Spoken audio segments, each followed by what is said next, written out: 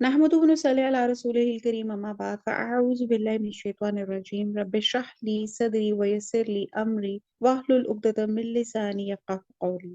Rabbi ज़िदनी इल्मा रब्बना फ़क़िहना फ़िद्दीन अल्लाहुम्मा इन्नी अस्अलुका इल्मन नाफ़िअन व अमलन मुतक़ब्बलन व रिज़्क़न तय्यिबन वासिअन। अस्सलामु अलैकुम व रहमतुल्लाहि व बरकातुहू। जी, पारा नंबर 23 सूरह यासीन। अऊज़ु बिल्लाहि मिनश शैतानिर रजीम बिस्मिल्लाहिर रहमानिर रहीम। और आयत नंबर हम लोग शुरू करते हैं 76 से। फला पस नहीं, यहजुन का हजन से है, हजन होता है अफसोस, गम। यहजुन का, या मैंने वो हजन गम और का तुझे गम ना करें तुझको, कौलुहुम कौल उनके या उनकी बातें, इन्ना बेशक हम, ना अलमू नून मैंने हम और इलम रखते हैं, हम जानते हैं, माँ जो कुछ, युसर्रूना, युसर्रूना ये पहले भी वर्ड आ चुका है, युसर्रूना वो छुपाते हैं, वमा और जो कुछ, युलिनून, युलिनून ऐलान करने से, और जो कुछ वो जाहिर करते हैं। बा मुहावरा देखते हैं कि तो उनकी बातें तुम्हें गमनाक ना कर दें, जो कुछ वो छुपाते हैं, जो कुछ जाहिर करते हैं, हमें सब मालूम है। कहते हैं कि अगर ये लोग अपने परवरदिगार के मामले में इस कदर जालिम वाक़े हुए हैं, और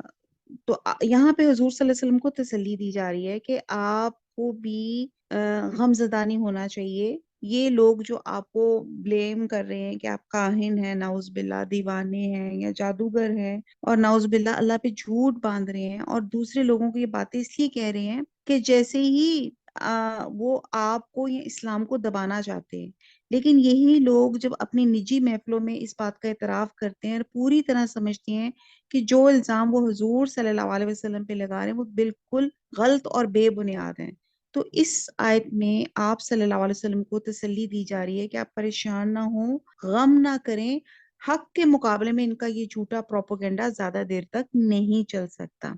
तो यहाँ पे आप सल्लल्लाहु अलैहि वसल्लम को तसल्ली दी जा रही है, और ये खिताब हुजूर सल्लल्लाहु अलैहि वसल्लम से है। कफारे मक्का आपकी दावत तौहीद आखिरत की मुखालफत कर रहे हैं, आपकी दावत हक को बेअसर करने के लिए आपके खिलाफ तरह तरह की बातें कर रहे हैं, आपको शायर, काहिन, साहिर, मजनून जैसे नाम रखे हुए हैं, हालांकि वो खुद अपनी मजलिसों में इकरार करते हैं कि हम जो कहते हैं कि मोहम्मद सल्लल्लाहु अलैहि वसल्लम वो नहीं है। तो अल्लाह ने फरमाया कि हक का मुकाबला झूठ के साथ कर रहे हैं, इसकी सजा वो दुनिया में भी भुगतेंगे और आखिरत में भी अपने बुरे अंजाम से दो चार होंगे। आयत नंबर 77। अवालम क्या नहीं, यारा देखा, अल इंसानु इंसान ने, अन्ना ये कि हमने, खलकनाहु हमने खलक किया उसको, हमने पैदा किया उसको, मिन नुतफातिन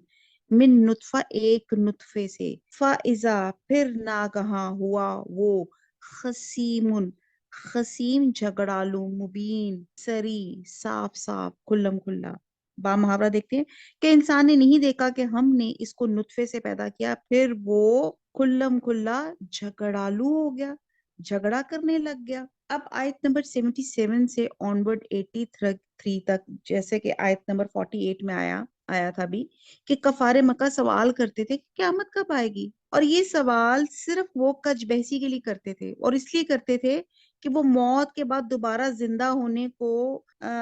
उसको मान अकल उनकी कहते थे हम तस्लीम ही नहीं कर सकते। तो फिर आयत नंबर 48 के बाद यहाँ पे क़यामत का जो नक्शा खींचा गया, और अब यहाँ पे अमकाने आखिरत यानी कि जिंदगी के बाद मौत के दलाइल इरशाद हो रहे हैं। इब्ने अब्बास की रवायत है, ऐसे मालूम होता है कि सरदाराने मक्का, बहरहाल यहाँ अगली आयत में यहाँ पे बात आएगी। तो यहाँ पे जहाँ पीछे तसल्ली दी जा रही है, यहाँ पे आयत इसमें बताया जा रहा है कि इंसान की हकीकत बयान की जा रही है कि वो बना कहाँ से। इंसान की हकीकत ये है कि वो उस नुतफे से पैदा हुआ जो बेजान चीज से पैदा बनाया गया, फिर अल्लाह ताला ने इसमें रूह फूंकी, तो ना सिर्फ ये कि वो दूसरे जानवरों की तरह चलने फिरने लगा, खाने पीने लगा, परवरिश पाने लगा, बल्कि उसको अल्लाह सुब्हाना ताला ने अक्ल दी, कुव्वत दी, उसके जबान की कुव्वत दी, वो तकरीर कर सकता है, वो लिख सकता है, वो बहस कर सकता है, और वो ऐसी चीजें अल्लाह ताला ने इंसान को अता की जो किसी जानदार को हासिल नहीं। और जब अल्लाह ताला ने उसको इस मंजिल पर पहुंचा लिया तो वो क्या करने लग गया। आयत नंबर 77 में वो अपने खालिक के बारे में بحث کرنے لگ گیا، جھگڑے کرنے لگ گیا۔ تو یہاں اللہ تعالیٰ حقیقت بیان کر رہے ہیں آیت نمبر 77 میں کہ کیا انسان نے دیکھا نہیں، کیا تھا وہ؟ ایک حقیر نطفے سے پیدا ہوا، اور جب اللہ تعالیٰ نے اس کو سمجھ بوجھ دی، عقل دی، تو وہ اللہ ہی کے بارے میں جھگڑے کرنے لگ گیا۔ آیت نمبر نیکسٹ ہے 78۔ وہ ضربا ضربا بیان کیا، اس نے بیان کیا، لنا ہمارے لیے، مثلاً مثال،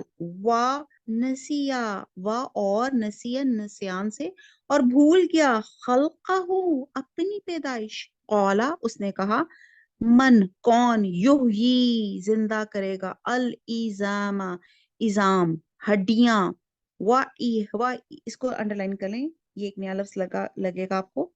واہیا اور وہ، رمیم کو بھی انڈر لائن کر لیں، رمیم ہوتا ہے بوسیدہ، گلی ہوئی ہڈیوں کا بوسیدہ ہونا، اسے مراد ہے۔ تو با محاورہ ہے 78 میں، اوپر ہمارے بارے میں مثالیں بیان کرنے لگا اور اپنی پیدائش کو بھول گیا، اور کہنے لگا جب ہڈیاں بوسیدہ ہو جائیں گی تو ان کو کون زندہ کرے گا؟ تو یہاں پہ وہی بات ہو رہی ہے کہ اللہ تعالیٰ نے انسان کو اشرف المخلوقات بنایا، اس کو عقل تمیز دی، اور وہ عقل تمیز جب حاصل کر لی تو وہ اپنی ہی پیدائش میں اللہ سے جھگڑے کرنے لگ گیا، بحث مباحثہ کرنے لگ گیا۔ اور یہاں پہ اللہ تعالیٰ اس آیت میں کہہ رہے ہیں کہ وہ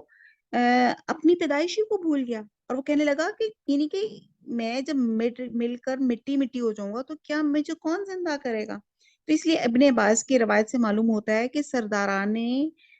مکہ میں سے ایک شخص قبرستان میں سے کسی مردے کی بوسیدہ ہڈی لیے ہوئے آ گیا، اس نے حضور صلی اللہ علیہ وسلم کے سامنے اس کو توڑ کر اس کے منتشر اجزاء کو ہوا میں اڑا کے آپ صلی اللہ علیہ وسلم سے کہا کہ اے محمد، آپ کہتے ہیں کہ مردے پھر زندہ کر کے اٹھائے جائیں گے، ان بوسیدہ ہڈیوں کو کون زندہ کرے گا؟ اور اس کا جواب فوراً ان آیات میں دے دیا گیا کہ وہی ان کو زندہ کرے گا، یعنی کہ وہ اپنے پروردگار کو نعوذ باللہ ایک عام مخلوق کی طرح عاجز سمجھتے ہیں۔ جب انسان کسی مردے کو زندہ نہیں کر سکتا تو ہم بھی نہیں کر سکتے، اور ایک بوسیدہ ہڈی کو دکھا کر اپنے ہاتھوں سے اسے مسل کے چورا چورا کر کے کہتے ہیں کہ بتاؤ یہ زندہ ہو سکتی ہے؟ اس وقت یہ بات انہیں یاد نہیں رہتی کہ جس نطفے سے وہ پیدا ہوئے وہ بھی بے جان غذاؤں سے بنا تھا، وہ اس پہ غور ہی نہیں کرتا، تو پھر کبھی یہ اعتراض نہ کرتا کہ وہ خود کہاں سے بنا تھا۔ آپ دیکھیں کہ جو نطفہ بنتا ہے وہ انہی غذاؤں سے بنتا ہے جو ہم زمین سے، مٹی سے حاصل کرتے ہیں۔ تو انسان بھی مٹی سے بنا، اور انسان مر کر بھی مٹی میں ملے گا، اور پھر انسان جب اللہ تعالیٰ حکم کریں گے اسی مٹی سے اٹھائے جائیں گے۔ جو ذات برتر جو ہمیں پیدا کر سکتی ہے وہ ہمیں مار کر پھر ہمیں دوبارہ بھی پیدا کرنے پہ اللہ سبحانہ تعالیٰ ہی قادر ہیں۔ آیت نمبر نیکسٹ ہے، قل کہہ دیجئے، یحییہا زندہ کرے گا ان کو، الذی وہ جس نے، انشأہا پیدا کیا ان کو، اول پہلی، مرتن پہلی بار، وہوا اور وہ، بکلی ہر قسم کی، خلق پیدائش سے، علیم جانتا ہے۔ با محاورہ ہے، کہہ دو کہ ان کو وہ زندہ کرے گا جس نے انہیں پہلی بار پیدا کیا تھا، اور وہ سب قسم کا پیدا کرنا جانتا ہے۔ سبحان اللہ۔ اب اللہ تعالیٰ کی تخلیق کے مختلف جو ہے طریقے ہیں، تو یہاں پہ اللہ تعالیٰ کی بتایا جا رہا ہے کہ اللہ تعالیٰ کی خالقیت بتائی جا رہی ہے کہ کہہ دو کہ وہ ان کو زندہ کرے گا، یعنی کہ جس اللہ کے لیے پہلی دفعہ جب انسان ایک نو ویئر تھا، جب انسان کا وجود نہیں تھا، جب اللہ تعالیٰ نے تب پیدا کر دیا، تو اللہ تعالیٰ کے لیے دوبارہ پیدا کرنا کیا مشکل کام ہے؟ اب آپ دیکھیں کہ ایک بیج سے ایک تناور درخت کھڑا ہو جاتا ہے، اور بیج کیا ہوتا ہے؟ اٹس نتھنگ، وہ ایک، آپ جا کے دیکھیں اس کو مٹی میں دبائیں، اور وہ اس کو کون اتنی قوت، اتنی پاور دیتا ہے کہ اس میں سے روٹ، سٹیمز، اور پھر اس میں سے ایک درخت باہر نکل آتا ہے، پھر درخت میں سے فروٹس یا فلاورز واٹ ایور جو بھی نکلنا شروع ہو جاتی ہیں۔ یہ کون ہے؟ یہ کون اتنی سمجھ بوجھ دیتا ہے؟ تو بے جان غذاؤں سے نطفہ، اور نطفے سے حیوانات، اور انسان کو پیدا کر دکھانے کی صورت اور ہے، اور کسی مردہ انسان کے گلے سڑے اجزاء کو ملا کر اکٹھا کر کے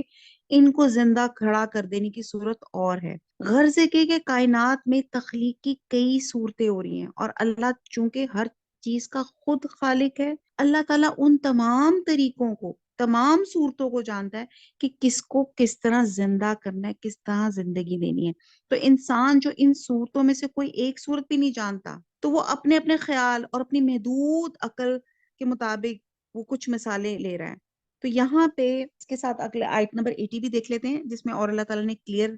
بتایا، الذی وہ جس نے جعلا بنایا، پیدا کیا، لکم تمہارے لیے، من الشجری شجر سے، درخت سے، الاخضاری اخضاری سبز، خضر کہتے ہیں سبز، نارن آگ، فَإِذَا پھر جب انتم تم منہو اس میں، توقدون، توقدون توقد ہوتا ہے آگ جلاتے ہو، تو با محاورہ ہے، اور وہی جس نے تمہارے لیے سبز درخت سے آگ پیدا کی، پھر اس کی ٹہنیوں کو رگڑ کے ان سے آگ نکالتے ہو۔ اب اللہ نے ہر مردے میں زندہ اور زندہ میں مردہ کی خاصیت رکھ دی۔ کیسے؟ یعنی کہ درخت کو پانی سے پیدا کیا، پھر آخر میں اسے ایندھن بنا کے اسے آگ نکال دی، یعنی کہ درخت کا آغاز پانی سے ہوا اور انتہا آگ پر ہوا، اور یہ دونوں چیزیں ایک دوسرے کی ضد ہیں، بلکہ ایک لحاظ سے ایک دوسرے کی دشمن ہیں۔ آگ تھوڑی سی مقدار ہو تو پانی اس کا وجود ختم کر دیتی ہے، اور پانی کم مقدار میں ہو تو آگ اسے ایویپوریٹ کر دیتی ہے اور اسے ختم کر دیتی ہے۔ تو پھر جب اللہ تعالیٰ نے ایک ہی چیز کے آغاز اور انجام میں متضاد صفات پیدا کی ہیں، تو پھر اللہ تعالیٰ ایک ہی چیز کو زندہ سے مردہ اور مردہ سے زندہ کیوں نہیں بنا سکتے؟ جیسے انڈے سے مرغی اور مرغی سے انڈا۔ یہ تو عام درختوں اور پودوں کا حال ہے۔ پھر کچھ درخت ایسے ہیں جو آیت نمبر 80 میں آتا ہے کہ جن کی ٹہنیاں رگڑنے سے آگ پیدا ہوتی ہے، اور جس طرح پتھر دو رگڑنے سے آگ کی چنگاری پیدا ہوتی ہے، اور کچھ ایسے بھی ہیں جن کی ٹہنیاں موم بتی کی طرح جلتی ہیں، کیونکہ ان میں روغن جو تیل کی مقدار ہوتی ہے وہ خاصی ہوتی ہے، اور غرض کے ہر درخت اور پودا جو پانی سے پیدا ہوتا ہے اس کے اندر اللہ سبحانہ تعالیٰ نے آتش گیری کی صفات بھی رکھی ہوئی ہے۔ بالکل اسی طرح ہر مردے میں زندہ ہونے اور زندہ میں مرنے کی صفت بھی اللہ تعالیٰ نے فطری طور پر رکھ دی ہے۔ یہ اللہ تعالیٰ کا، یہ اللہ تعالیٰ کی رحمانیت، یہ اللہ تعالیٰ کا معجزات ہیں جو اللہ تعالیٰ میں اس زندگی میں دکھا رہے ہیں۔ آیت نمبر 81 ہے، آوا لیسا کیا نہیں ہے، اللہ زی وہ جس نے، خلق السماواتی خلق پیدا کیا آسمانوں کو، والارض اور زمین کو، بقادرن بقادرن قادر ہے، اللہ پر، این یخلو کا یہ کہ وہ پیدا کرے، مثلہم ان جیسی مثال یا ان جیسے، بھلا کیوں نہیں، وہ ہوا اور وہ، الخلاق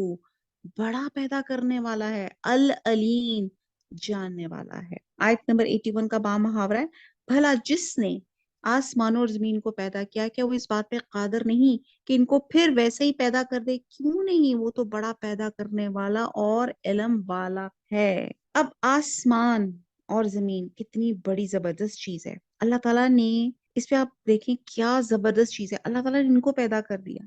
تو اس کی حیثیت میں آپ دیکھیں کہ یہ درخت پیدا کرنا یا انسان پیدا کرنا، یہ کیا اللہ تعالیٰ کے لیے کوئی مشکل ہے؟ تو اللہ تعالیٰ یہاں پہ اپنی کہہ رہے ہیں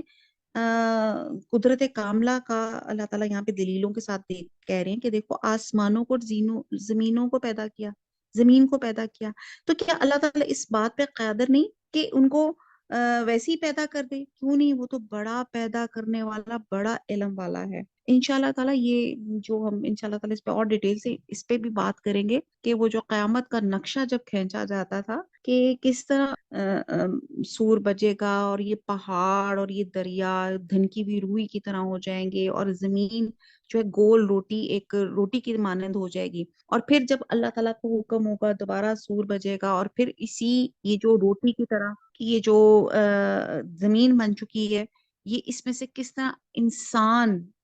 ایسے گرو کریں گے جیسے بیج کے اندر سے درخت گرو کرتے ہیں، اور کیسے وہ یعنی کہ جو وہ اتنا بڑی جو آپ کا جو پلانٹ ہے جس میں اتنے درخت، اور جیسا جو میں جیوگرافی میں بتا رہی کہ 3 حصے لینڈز ہیں، یہ تمام چیزیں ختم ہو جائیں گی، تو اللہ سبحانہ تعالیٰ جس نے ان کو پیدا کیا ختم کرنے پہ بھی قادر ہے، اور پھر دوبارہ بنانے پہ بھی وہی قادر ہے، اور وہ سب کچھ جانتا ہے۔ آگے ہے آیت نمبر 82، انما صرف امرہ امر ہو اس کا حکم، ایزا جب ارادہ وہ ارادہ کرتا ہے، شیئن کسی چیز کا، ان یقولو، وہ یہ کہتا ہے، لہو، اس کے لیے، کن، ہو جا، فیکون، تو بس وہ ہو جاتا ہے۔ با محاورہ دیکھتے 82، اس کی شان یہ ہے کہ جب وہ کسی چیز کا ارادہ کرتا ہے تو اسے فرما دیتا ہے کہ وہ ہو جا، تو وہ ہو جاتی ہے۔ سبحان اللہ۔ اب آپ یہ دیکھیں، اللہ کا کلمہ کن، کن یعنی کہ ہو جا، ایک تو مفہوم یہ ہے کہ کوئی چیز عدم سے وجود میں آ جائے، اور ایسے امور میں بالعموم اللہ تعالیٰ کا قانون تدریج کام کرتا ہے، جیسے کہ اللہ سبحانہ تعالیٰ نے آسمانوں کو اور زمین کو 6 ایام یا 6 ادوار میں بنایا۔ اگرچہ اس کی قدرت میں اللہ تعالیٰ تو کن کہتا تو فوراً آ جاتا، لیکن اللہ تعالیٰ کے اپنا اللہ کی حکمت ہے۔ پھر ایک کن کا مطلب یہ بھی ہو سکتا ہے کہ جس چیز کو اللہ نے کسی کام اور جس مقصد کے لیے پیدا کیا، وہ چیز فوراً وہ کام شروع کر دے، اور اس کے لیے صرف اللہ کے امر کی ضرورت ہے کہ وہ کام اس وقت ہونا شروع ہونا چاہیے جب اللہ تعالیٰ حکم کریں۔ پھر اللہ کے اس امر کو ہم روح بھی کہہ سکتے ہیں، اور اس کی مثال یوں سمجھے جیسے کسی کارخانے میں آپ بڑی آپ دیکھتے ہیں کہ مشینیں نصب ہوتی ہیں، لیکن سب بے حیث و حرکت کھڑی رہتی ہیں، اور جب تک ان کے اندر سے کرنٹ نہ گزرے یا ہم سوئچ آن نہ کریں تو وہ بڑی مشینز جو ہوتی ہیں وہ اسٹیشنری، مطلب بالکل اسٹینڈ اسٹل ہوتی ہیں، اور وہ تب کام شروع کرتی ہیں کہ جب ہم اس کو بجلی کا بٹن آن کرتے ہیں۔ جیسے فار ایگزامپل ابھی لائٹ گئی ہوئی تھی تو ہمارے فریج یا ہماری لائٹس وغیرہ بند تھی، تو جیسی وہ لائٹ آئی تو اس میں سے وہ فریج کام شروع ہو گئے یا لائٹ چلنا شروع ہوگی۔ تو یہی صورت اللہ تعالیٰ کے امر کن کی ہے، ادھر اللہ نے ارادہ کیا، ادھر وہ چیز بن گئی۔ مقصد یہ ہے کہ تمام انسانوں کی دوبارہ پیدائش بھی فقط اللہ کے ایک اشارے یا ارادے یا امر کن کی محتاج ہے۔ ادھر اللہ تعالیٰ ارادہ کرے گا تو فوراً تمام انسان زندہ ہو کے اللہ کے سامنے حاضر ہو جائیں گے، اور انسانوں کے لیے اضطراری امر ہوگا جس کے بغیر کوئی اور چارہ نہ ہوگا۔ تو یہاں پہ ہم سب اللہ کے کن کے محتاج ہیں۔ اور ایک اور چیز میں بتا دوں، اللہ تعالیٰ کا کن کسی فزیکل یا کیمیکل پراپرٹیز کا محتاج نہیں ہے۔ جیسے میں نے اگر پانی پینا ہے تو میں پانی لوں گی، 2 ہائیڈروجن اور 1 آکسیجن میں لاؤں گی تو ایک ایٹم بنے گا، اور پھر اس طرح میں اس کو یہ پانی یا واٹ ایور جو میں کوئی بھی چیز چاہیے۔ اللہ تعالیٰ کن کہتے ہیں تو تمام فزیکل کیمیکل پراپرٹیز کی کوئی ضرورت نہیں پڑتی، وہ اللہ کے کن سے وہ چیز ہو جاتی ہے۔ اور یہ ہم نے جیسے حضرت زکریا علیہ السلام جو تھے، ان کے ہاں اولاد نہیں ہو رہی تھی، حضرت ابراہیم علیہ السلام تھے، ان کی جو بیوی تھی حضرت سارہ، وہ بانجھ تھیں، تو اللہ تعالیٰ نے کن کہا تو اللہ سبحانہ تعالیٰ نے کس طرح وہ تمام، یعنی کہ وہ جو تمام ڈاکٹری کا تھا کہ جی وہ فرٹیلٹی نہیں ہے، حضرت مریم کو آپ دیکھ، حضرت مریم سے حضرت عیسیٰ علیہ السلام کو اللہ سبحانہ تعالیٰ نے پیدا کیا، تو آپ دیکھتے ہیں کہ یہ کلمہ کن تھا نا اللہ کا، وہ فیصلہ تھا، تو اس میں کوئی وہ والے نہیں رہے جس طرح کے آج کل ہمارے بایولوجیکل پیرنٹس بنتے ہیں، کچھ میٹنگ کی ضرورت نہیں تھی، اللہ نے کلمہ کن کہا تو وہ چیز پاسبل ہو گئی۔ تو حضرت مریم سے حضرت عیسیٰ علیہ السلام پیدا ہو گئے، حضرت ابراہیم علیہ السلام سے حضرت اسحاق، اور پھر ان کے آگے حضرت یعقوب علیہ السلام پیدا ہو گئے۔ تو یہ ہر چیز کلمہ کن کی محتاج ہے، اور اللہ تعالیٰ کے اسی کلمہ کن کے ساتھ ہم اللہ سے دعا کرتے ہیں، اللہ تعالیٰ ہماری اس کلاس میں برکت دے۔ یہاں میری جو بہنیں موجود ہیں، جو نہیں بھی بہنیں موجود ہیں، اللہ تعالیٰ ہم سب کے فکر اور پریشانیوں کو دور کر، اللہ تعالیٰ جو بیمار ہے اللہ تعالیٰ ان کو شفا عنایت فرما دے، اللہ تعالیٰ جو اولاد مانگتے ہیں اللہ تعالیٰ ان کو صالح اولاد عطا فرما دے، جن کی اولاد ہے اللہ تعالیٰ ان کو صالح، نمازی، پرہیزگار، باحیا، با کردار اور با پردہ بنا دے۔ اللہ ہمیں ہمارے والدین کے لیے صدقہ جاریہ اور ہماری اولاد کو ہمارے لیے صدقہ جاریہ بنا دے، آمین ثم آمین۔ آخری آیت ہے، فسبحانہ، پاک ہے، الذی، وہ ذات، بیادہ، جس کے ہاتھ میں ہے، ملکوت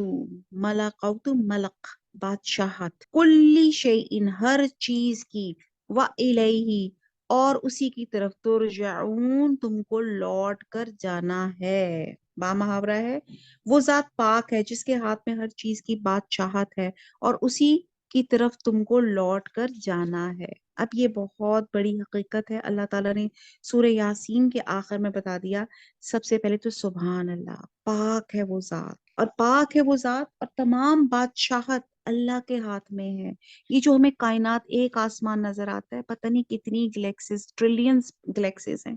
یہ سب اللہ کے ہاتھ میں ہے۔ اور ہم ایک انسان بندہ جس وقت دنیا میں بڑا ترم خان، بڑا غرور اور تکبر سے اپنے پیسے یا اپنی مال پہ بڑا گھمنڈ کر کے وہ چل رہا ہے، اس نے کہاں جانا ہے؟ بھاگ کے کہاں جا سکتا ہے؟ کلو نفس ذائقۃ الموت، آخر اس نے اللہ ہی کے پاس جانا ہے۔ تو ہر چیز پر حکومت، تسلط، ہر چیز پہ تصرف، اختیار اللہ کے ہاتھ میں ہے۔ مگر یہ مشرقین اللہ کے اختیارات دوسروں میں بانٹ کے اللہ پہ نعوذ باللہ جو کمی، نقص وغیرہ کا الزام لگاتے ہیں،